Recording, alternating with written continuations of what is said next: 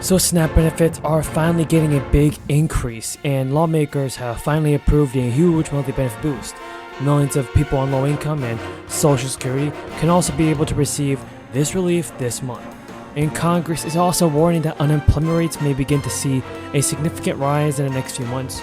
And so guys, make sure to watch until the end of the video to find out how to receive the latest stimulus checks and when President Biden will be sending out the fourth stimulus check, because let me tell you this, he will definitely do this. There are more and more states that are sending out boosted monthly benefit payments to the residents, and the new cost of living adjustments for eligible states is set to go into effect the beginning of the month.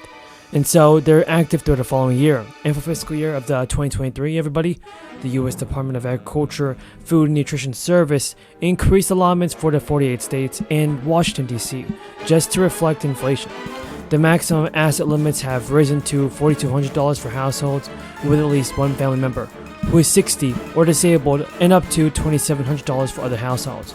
So leaders with the Mississippi Department of Human Services announced that Mississippi SNAP recipients will see an increase in their benefits beginning next month with the annual SNAP cost of living adjustment. State officials have also said that income eligibility guidelines have been adjusted due to inflation, and USDA's Food and Nutrition Service adjusts SNAP benefits, deductions, and income eligibility standards at the start of each fiscal year. The increased percentage will vary depending on household circumstances, as determined by federal guidelines.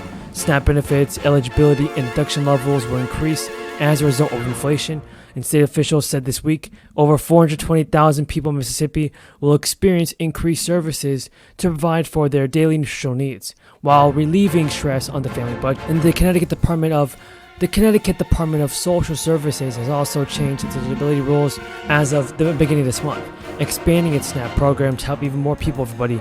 At grocery stores, prices are soaring, and across the state, many residents are in need of assistance.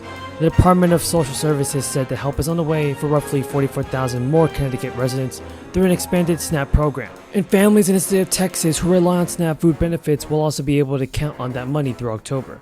The state will be increasing its funds for the SNAP food benefits by $330 million. And guys, don't forget about this. The Biden administration is also laying out its plan to set an ambitious goal of ending hunger in the United States by 2030, including expanding monthly benefits that help low-income Americans buy food. The administration is also seeking to increase healthy eating and physical activity so that less people are afflicted with diet-related diseases. Biden said that the consequences of food insecurity and diet-related diseases are significant, far-reaching, and disproportionately impact historically underserved communities. Yet food insecurity and diet-related diseases are largely preventable if we prioritize the health of the nation. And 10% of households in the United States in 2021 suffered from food insecurity, everybody, meaning that they were uncertain that they could get enough food to feed themselves and their families. Now, on Friday, the Bureau of Labor Statistics reported that the U.S. unemployment rate had ticked up to 3.7% in August, an increase that surprised many economists who had expected to remain at July 3.5%. In a labor market, rising unemployment is a red flag, but even though today's labor market is far from normal, last month's rise in unemployment is actually an indication that the job market is normalizing, economists say. One of the main reasons unemployment has actually increased in August was because more people were working or actively looking for work. And labor force participation rose 0.3 percentage point to 62%, while still full a percentage point lower than its pre-crisis levels. In the August jobs report offered the first glimmer of hope that there might be some relief ahead when it comes to the tight supply of workers. The U.S. Secretary said in an interview increasing the supply of available workers is positive for the economy, meaning that some people can even expect to receive more stimulus payments in the next coming days. So it's good to see that President Biden is finally doing all that it takes to help out the American people, everybody. I tell you, we are very clear. The work that we do is not about a grand gesture or a press conference. It's about it actually impacting the people of America. So I am here to thank you.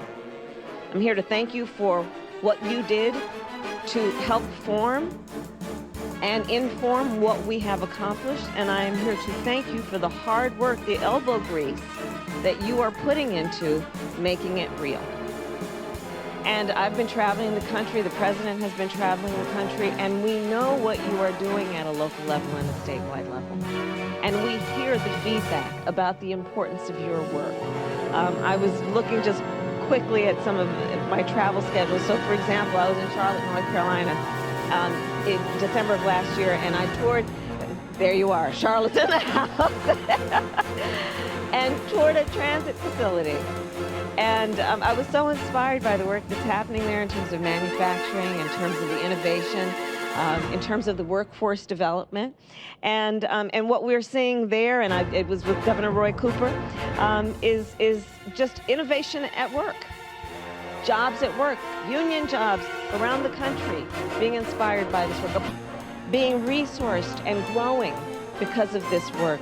In Milwaukee, Wisconsin, I was there in January, and I met with workers who are removing lead pipes, right?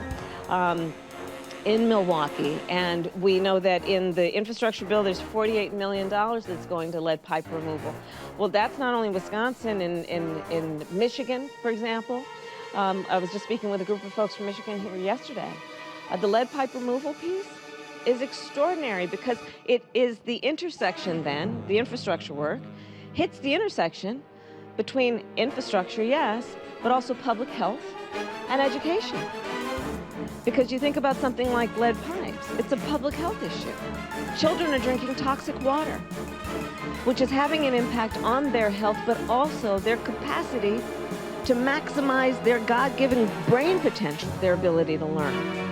So there's so much about the work that we are doing that, yes, it's about roads and bridges, it's about public transit, it's about investing in innovations such as electric vehicles, electric school buses, but it really does touch on so many of the facets of American life, including public health issues, including education issues, including productivity and economic productivity, because of course, if the American worker can't get to where they need to go in an efficient way, that slows down our productivity.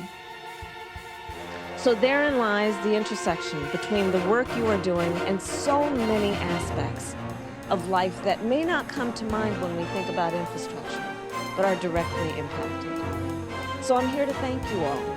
And we intend with this law and the rollout of it to engage leaders at every level, elected leaders, of course, at the local and statewide level, but community leaders, organizations. This is also about empowering folks, because we know that when they are active in their level of participation, we all benefit. So with that, I thank you all for what you have done to get us to this point. Taxpayers who receive refunds through direct deposit are scheduled to receive at least $250 in relief in the next day. Checks for another 200,000 taxpayers will begin going out in the following days and will continue to over the next few weeks. The governor told reporters that starting this summer, we are putting nearly $500 million back into the pockets of New Mexico taxpayers and residents. The rebates being issued this week are approved by the governor and the legislature. Taxpayers who file individual returns will receive another $250 in rebate in August, in addition to the funds dispersed this week. Those who file joint returns with a spouse or as heads of households will receive $500 rebates beginning this week and another $500 in August. The same legislation that authorized the rebates also set aside $20 million for economic relief payments to New Mexico residents who do not file state income taxes because of their income levels. Only non-filers may apply for the one-time relief payments of either $500 or $1,000. New Mexico residents who did not file a 2021 tax return have until May 31st, 2023 to file and receive a rebate, unless they receive a non-filer relief payment. Democrats are waiting on Manchin as he privately negotiates with Chuck Schumer in an effort to strike a deal on the Democrats' economic agenda.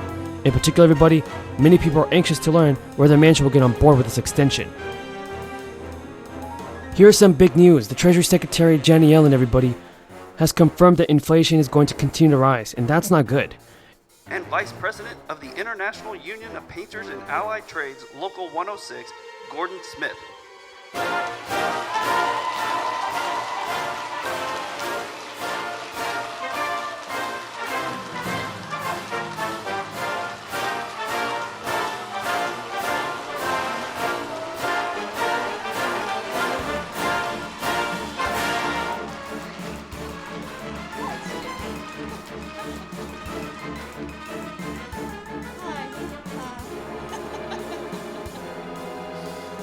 Thank you.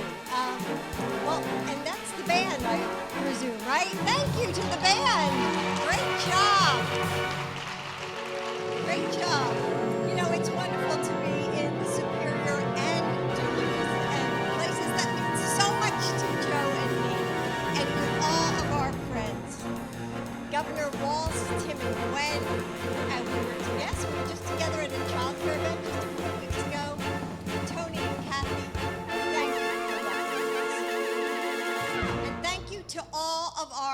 elected leaders. So we traveled here just an hour ago, I guess, from Washington. And you really have a great bunch of representatives with lots of energy, and they're a lot of fun to travel with.